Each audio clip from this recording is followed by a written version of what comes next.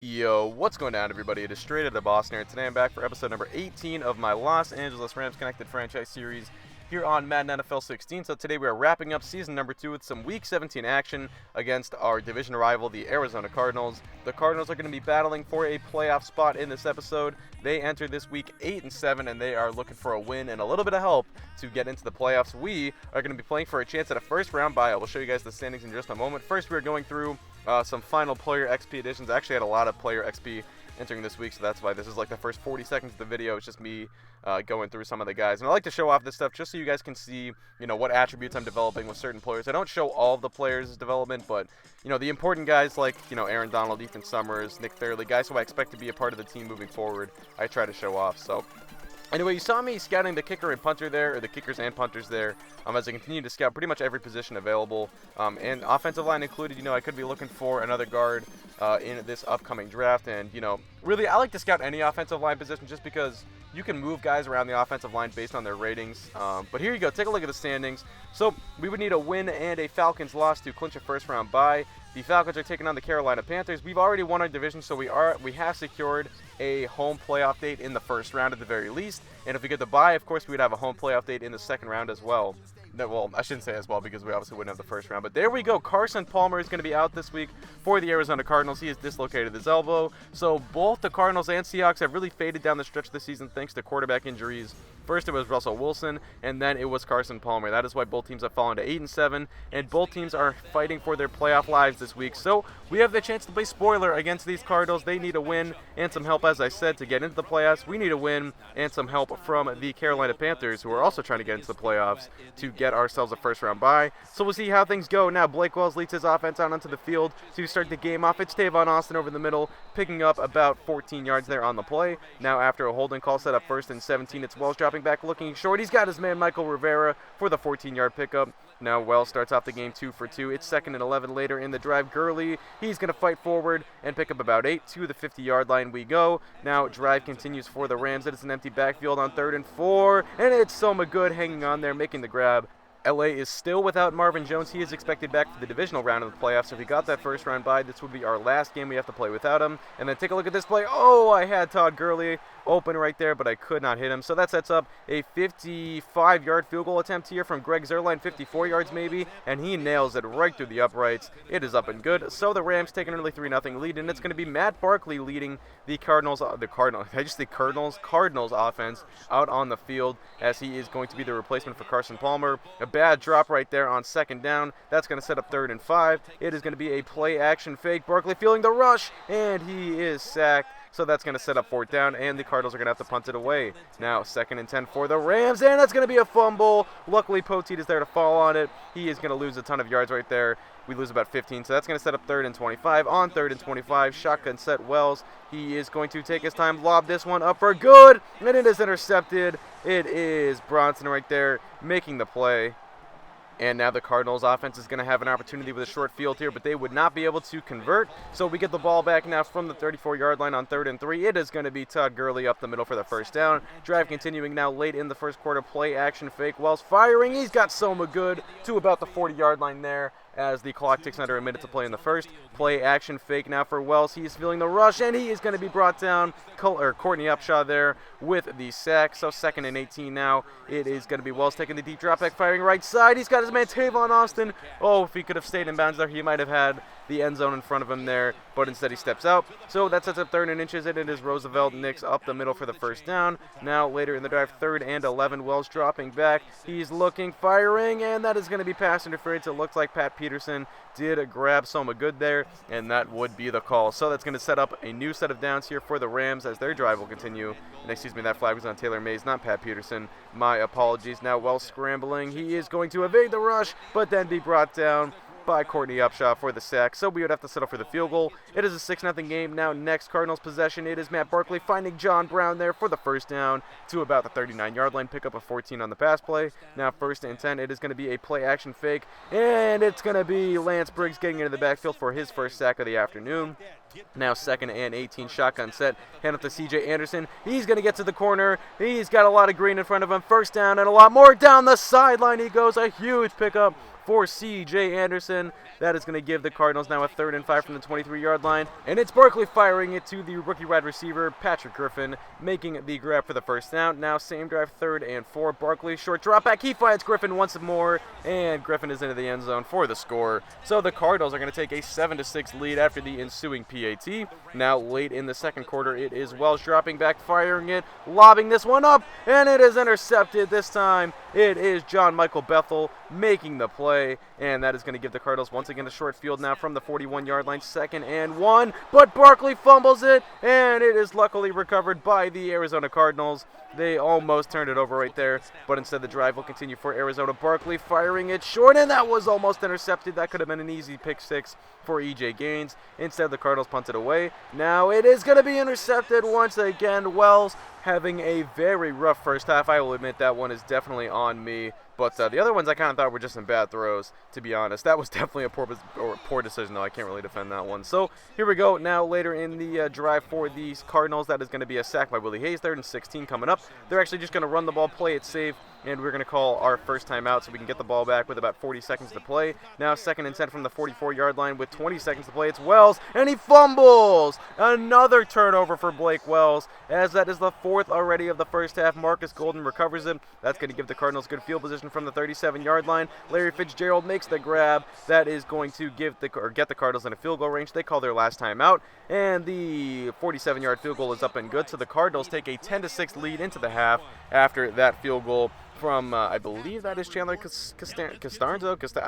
I can never remember his last name, but either way, definitely not a great first half from the Rams. I kind of came into this game thinking that I didn't really care too much about the first round bye.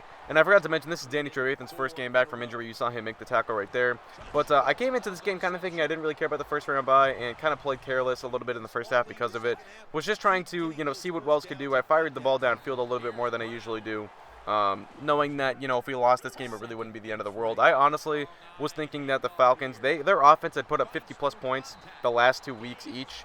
And I was kind of just thinking, they're probably going to roll over the Panthers. So I wasn't really too worried. I don't want to make it sound like I'm just making excuses for playing so poorly, because, I don't want to excuse it, but I'm just saying it's really not a big deal. I wasn't, freaking out when I was playing poorly in the first half. So we'll see if we can turn it around the second half, as that's going to be a 3rd down stop. So a 52-yarder coming up for the Cardinals, and that is going to be up and good. So they make their lead 13-6. Now they're up by a full touchdown and a PAT. So now the Rams get the ball back about halfway through the 3rd quarter. It is Wells firing it to the right side. He's got Kenny Britt, who's going to break a tackle, and he's going to break another one into the down the sideline in the clear. 20, 15, 10, 5, and he is into the end zone, almost caught there by Patrick Peterson.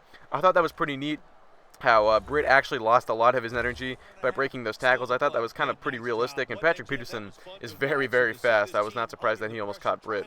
So pretty cool play right there, but a very big play by Britt, as our offense had really been struggling to drive down the field. We can take advantage of a big play there, though, and tie up the game. Willie Hayes gets his 2nd sack now, 3rd and 7 coming up, and we're going to sniff out the screenplay here. Barkley's just going to fire this one away. So 4th down coming up, the Cardinals punt it away. We get the ball back now at about the 46-yard line, 1st and 10. It's a play-action fake. Wells scrambling to the right side. He's going to fire this one up deep, and it's going to be intercepted. Tyrann Mathieu, that's what I was talking about. That is not a throw I normally would have made. I probably would have just hit Austin there, but I thought I could have maybe found Britt. I had him on that big play in the last episode, and I just tested the waters there, and Tyrann Mathieu made a very big play. So, like I said, not really going to be too apologetic for that one. 1st and 10 coming up now. Barkley firing it. He's got his man deep. He's wide open. It is Michael Floyd down the sideline. 15, 10, 5, end zone, touchdown. Michael Floyd all the way. He was left wide open. I don't know what the breakdown there was. I really didn't even look to see what exactly happened. I don't know if I had the corner rushing and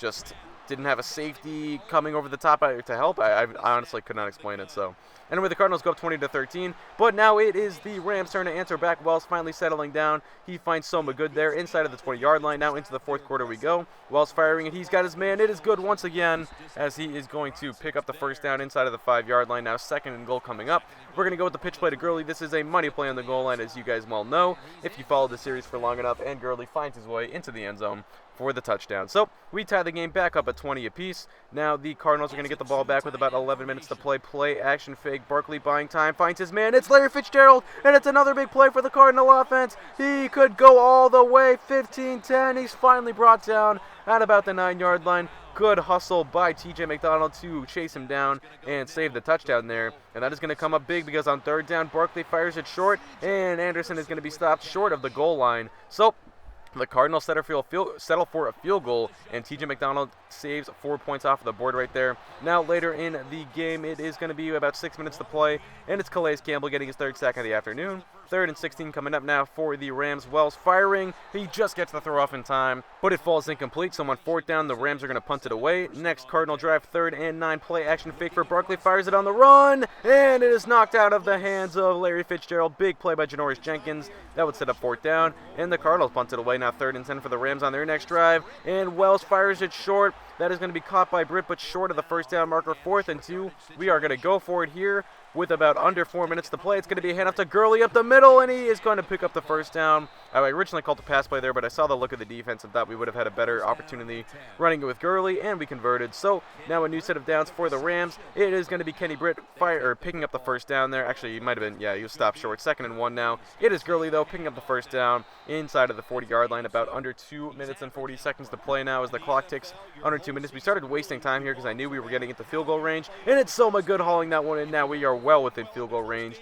inside of the 25-yard line. So we started to run the ball. We got a 4-yard gain on first down. That sets up 2nd and 6. It is good. Who's going to be brought down by the face mask right there. Tack on an extra 15 yards. Actually, they would only make it half the distance to the goal, so tack on about an extra 10 yards there, as that is going to give us 1st and goal from the 7. Now 2nd and goal from the 4. Play action fake. Wells fires, and he's got his man. It is Lance Kendricks into the end zone for the touchdown, and the Rams take the lead 27-23 with under 30 seconds to play. Some more late game heroics that has become a common theme of sorts this season. We have had a lot of late game comebacks and a lot of late game losses too. Don't forget the games like the Falcons game and the Dolphins game, of course. Those were heartbreakers. But really Wells coming up clutch, and then on 3rd down, Hail Mary attempt, that is incomplete. 4th down coming up for Barkley. They're going to go to the Hail Mary once again from the 26-yard line. Don't really think Barkley has the arm strength, and he gets hit as he throws. So that sets up that would actually be a turnover on downs, and the Rams would take over, and the Rams are going to hold on for the 27-23 victory.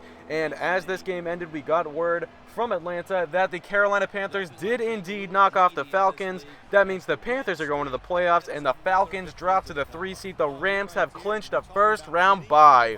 Wow, I did not expect that at the beginning of the year.